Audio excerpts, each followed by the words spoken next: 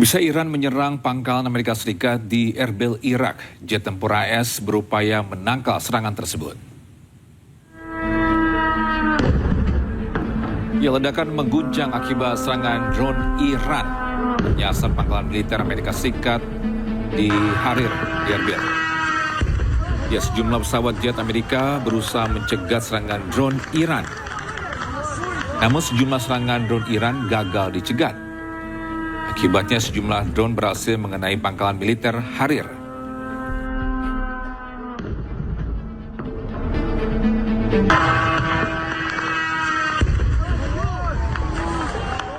Bisa di tengah gencatan senjata, sejumlah roket menyasar Iran. Namun roket-roket tersebut berhasil dihalau sistem pertahanan udara Iran.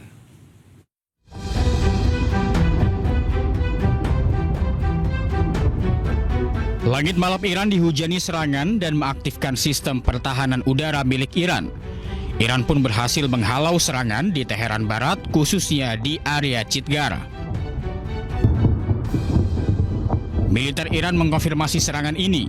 Mereka menyebut sejumlah objek udara yang diduga drone mencoba menembus sistem pertahanan udara Iran. Selain di Chitgar, serangan ini juga menyasar kota Bandar Abbas dan Minab. Namun tidak ada satupun drone dan rudal yang berhasil menembus pertahanan Iran. Warga Iran pun beraktivitas seperti biasa. Sementara itu Presiden Iran Masoud Pezeshkian ini menegaskan pihaknya tidak menginginkan apapun dari Amerika Serikat. Ia juga menekankan rakyat Iran tetap kompak dan bersatu meskipun Amerika berupaya memecah belah bangsanya dengan melanggar hukum internasional. تصورشون این بود مردم خواهند اومد خیابونا و این حکومت ساقط خواهد شد و مملکت هم علنا میگن تیکه تیکه بکنن. حتی شرم نمیکنن از اینکه اینو نگن. مثلا خود رئیس جمهور آمریکا میگه ما دوز دریایی پول خوبی گیرمون میاد. دوز دریایی میشیم. تا فشار ایجاد کنن مردم ما ناراضی بشن بریزن تو خیابونا. همه دنیا تو این وضعیت شهرهاشون کشورهاشون تورم و گرانی و نمیدونم اینا به اعتراض وادار کرده اونا رو. مایی که تو جنگیم، مایی که این همه زدند و اینا، خب طبیعیه باید با یه سری مشکلاتی مواجه می شدیم که شدیم. ولی حضور شماها، تلاش شماها و همراهی شما و مردم در حقیقت نقشه اونا رو نقشه برآب کرد. Pemirsa, meski operasi militer Epic Fury resmi berakhir, namun Presiden Amerika Serikat Donald Trump masih terus mengancam Iran. Alih-alih takut, Iran justru menyindir dan mengejek ancaman tersebut.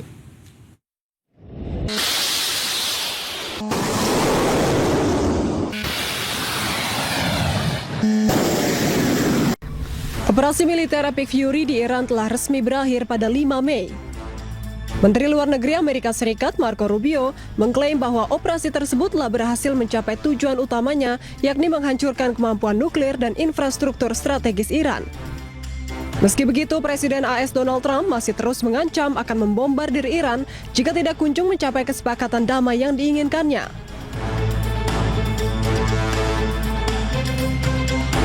Melalui unggahannya di akun resmi media sosial Truth Social, Trump menyebut blokade AS akan membuat Iran membuka Selat Hormuz.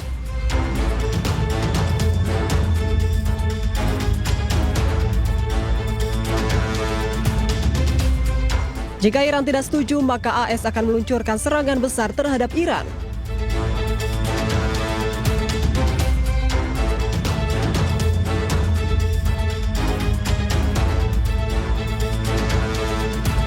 Alih-alih takut, Iran justru mengejek ancaman tersebut.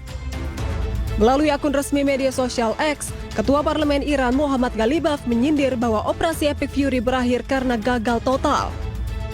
Ia bahkan mengejek dengan menyebut operasi tersebut sebagai operasi Trasmibro. Ghalibaf juga menyindir Amerika Serikat kini kembali melaksanakan rutinitas operasi palsu. Sebelumnya, Ghalibaf juga mengejek Amerika Serikat. Ia mengolok-olok tindakan blokade AS di Selat Hormuz dengan menyebut tekanan dari Amerika Serikat tidak berpengaruh terhadap produksi minyak Iran. Padahal Trump sebelumnya pernah memuji Ghalibaf dan memproyeksikan menjadi pemimpin masa depan Iran yang bisa dipercaya. memastikan Iran tidak akan pernah memiliki senjata nuklir yang diluncurkan sejak 28 Februari lalu.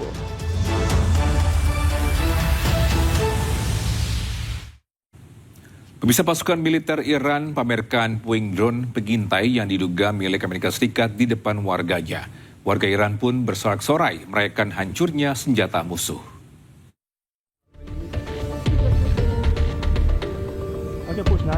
Sistem pertahanan udara Iran berhasil mencegat serangan drone musuh dekat Selat Hormuz. Media pemerintah Iran melaporkan bahwa suara aktivitas pertahanan udara dan ledakan terdengar pada Rabu pagi yang dikaitkan dengan pencegatan pesawat nirawak dan pesawat pengintai kecil. Drone yang jatuh di perairan ditemukan oleh warga keesokan harinya. Iran pun merilis rekaman drone yang rusak dikeluarkan dari sebuah kapal dan dimuat ke atas kendaraan. Unit pertahanan udara Iran mengatakan bahwa mereka telah mencegat dan menembak jatuh sebuah drone pengintai musuh yang beroperasi di atas Selat Hormuz. Ribuan warga Iran bersorak-sorai ketika puing drone pengintai dipamerkan di kota Hormuz. Pasukan Iran menyebut puing ini adalah drone pengintai musuh yang mirip dengan MQ-9 Reaper Amerika Serikat. Parade puing ini sebagai pesan kepada Amerika Serikat dan Israel bahwa Iran pantau ketat wilayah udara dan perairan mereka. Ya, semenjak perang pecah antara Iran dan Amerika Serikat, perairan Selat Hormuz ditutup oleh militer Iran. Iran siap menyediakan layanan maritim, dukungan teknis, pasokan, dan bantuan medis kepada kapal-kapal yang terdampar di Selat Hormuz.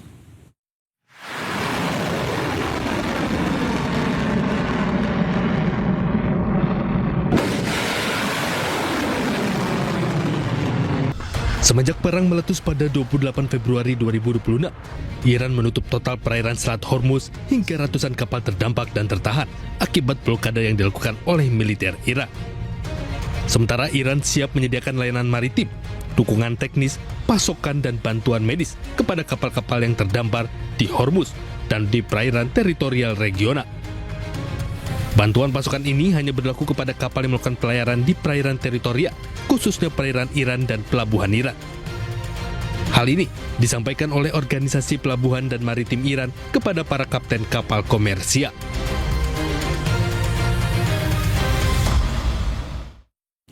Bisa Presiden Amerika Serikat Donald Trump mengatakan Iran setuju tidak memiliki senjata nuklir.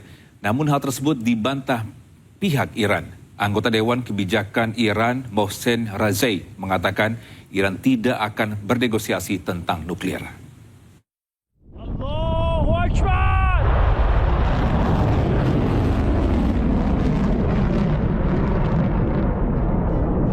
Presiden Amerika Serikat Donald Trump mengatakan pihaknya sedang melakukan pembicaraan yang baik dengan para negosiator Iran.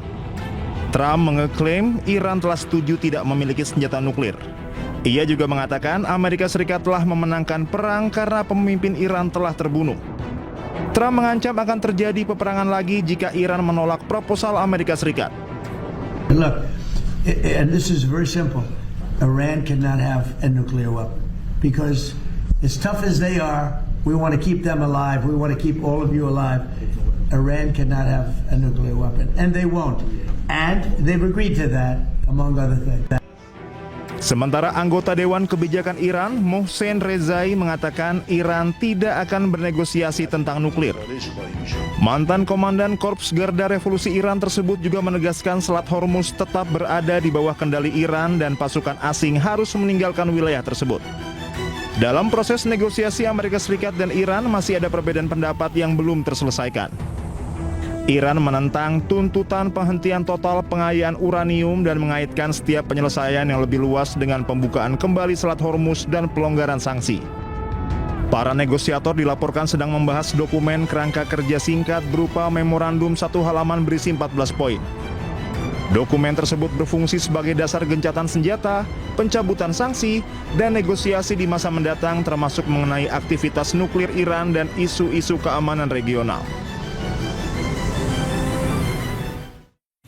Pemirsa, pengamat hubungan internasional Suzy Sudarman melihat Amerika Serikat berupaya mencari cara untuk menangkan perang.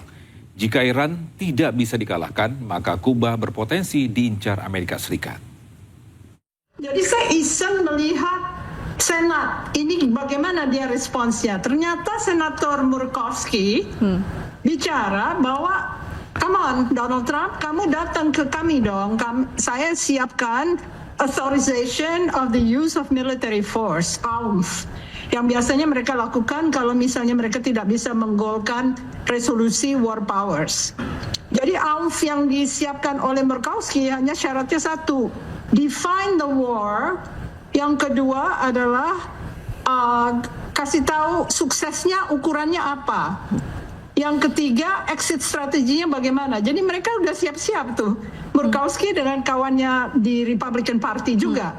Jadi kalau saya bilang ini bukan kita bisa melihat oh ini kesalahan Trump dan ini itu. Ini mindset mereka yang tidak bisa berubah. Karena inner outer dan outer inner kind of threat itu selalu didefinisikan sebagai hal yang akan mengurangi kekuasaan Amerika. Mereka sangat pure realis dalam arti interest defined as power. Jadi kepentingan mereka adalah kekuasaan. Kalau ada yang mencoba men-challenge, menantang, mereka akan segera menghardik orang tersebut atau kalau bisa dibom sekalian. Jadi kalau saya bilang ini bukan aturan-aturan yang sangat yuridis begitu. Mindset mereka memang hegemonik dan tidak mau kalah. Dan selalu harus keluar sebagai winner. Sehingga yang dicari oleh Donald Trump adalah satu winning strategi lagi. Kalau misalnya di Iran dia sudah dipermalukan, dia akan menghajar Kuba sebagai satu faktor untuk menunjukkan bahwa dia menang. Jadi yang kasihan nanti Kuba, karena sebetulnya Iran nggak bisa dikalahkan, tapi Kuba yang akan jadi bulan-bulanan dari Donald Trump. Jadi kalau kita misalnya merujuk kepada cara berpikir orang Amerika ini, kita harus paham mereka itu ya begitu gitu loh. Kalau misalnya mau sedikit berubah ya harus misalnya dari PBB atau dari suasana dunia yang memaksa Amerika Serikat untuk lebih santun dan lebih berperilaku baik. Tapi itu saya kira agak sulit ya, karena kalau Partai Demokrat menang juga dia akan berpikir sama. Jadi hegemoni itu dipertahankan karena mereka merasa mereka punya misi di dunia dan hanya Amerika yang bisa melakukan itu. Yang disebut America is God's gift to humanity. Bayangin aja. Kalau orang berpikir demikian, bagaimana Anda aturan-aturannya ya dibuat seenak sendiri agar hegemoni itu bertahan. Oke, Bu Susi. Lalu Donald Trump juga sempat menyatakan bahwa peran melawan Iran ini adalah perang kecil begitu. Apa ini maksud perang kecil ini?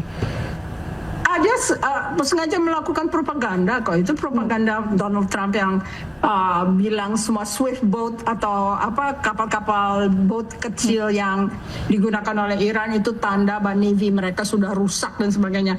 Walaupun memang benar Iran mengalami kerugian besar, tetapi dia memang menggunakan strategi war of attrition. Jadi semakin lama dia bikin putus asa dari Amerika Serikat, makin senang Iran ya, karena itu dipancing ke arah itu.